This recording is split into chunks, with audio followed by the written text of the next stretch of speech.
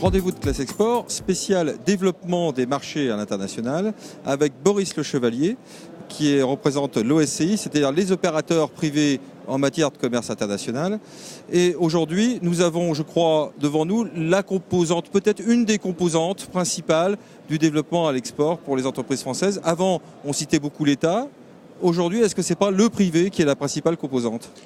La principale composante, je ne sais pas, mais en tous les cas, une partie significative, puisque l'OSCI, les opérateurs spécialisés du commerce international, c'est plus de 100 sociétés privées en France, certaines petites, unipersonnelles, d'autres qui comptent jusqu'à 80 ou 90 collaborateurs, qui accompagnent depuis très longtemps, depuis la nuit des temps, les entreprises françaises à l'international.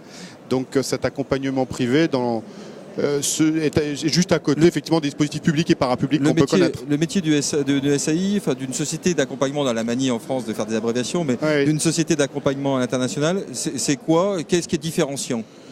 Très concrètement, une société privée, par définition, si elle est mandatée par une entreprise cliente pour un accompagnement à l'international, que ce soit dans le cadre d'un projet d'implantation, que ce soit pour réaliser une étude de marché, une recherche de partenaires, une création de filiales, je pense qu'elle se différencie principalement par la personnalisation, c'est-à-dire que ces entreprises privées que j'ai la chance de représenter ont le souci du résultat concret, ont le souci de trouver pour leurs clients du business. Nous, on est des business développeurs, donc que ce soit en Australie, en Chine, en Allemagne, en Italie ou au Chili, quand on intervient, c'est très concrètement pour des résultats et avec une personnalisation, parce que n'ayant pas une mission publique, parapublique, institutionnelle, notre vocation n'est pas de répondre à une masse d'entreprises significatives, mais d'être très efficace, très pragmatique et très terrain. On dit aujourd'hui qu'il y a des nouveaux schémas pour exporter. Avant, on disait qu'il faut chercher des agents, des distributeurs. Oui. L'implantation est-il maintenant le vecteur principal pour une entreprise? Oui, je pense que pour la plupart des PME et même les petites,